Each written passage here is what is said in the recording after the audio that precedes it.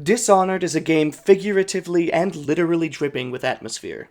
The setting is this rich Victorian-era sci-fi adventure, with just a touch of Tesla punk to it. The game feels like it was written by the unholy love child of Charles Dickens and H.P. Lovecraft. The game is so bleak, and yet so beautiful. It reminds me of BioShock, but it's much more subtle in the way that it weaves its social commentary into the gameplay. This game is so bitterly ironic, and yet careful not to beat you over the head with its motif of violence begets violence. In this game, you have options. If you're impatient like I am, you can rush through the game in a berserker frenzy, guns blazing, like it's a straight-laced puzzle shooter and you are the king cowboy of Knifey Spoony. But if you do, not only will you burn bridges with the other major characters, the city itself will casually decline as your actions sow chaos across the land.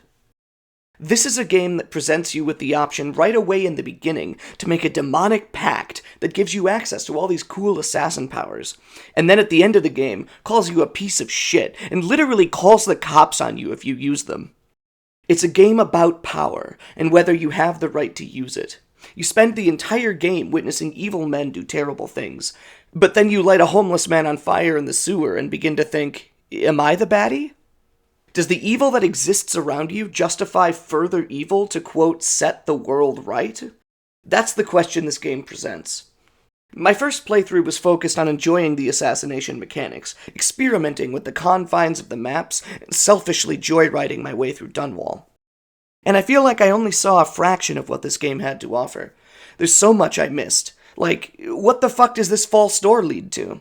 Who the fuck are these other assassins? What the fuck are these Nurgle-ass swamp monsters?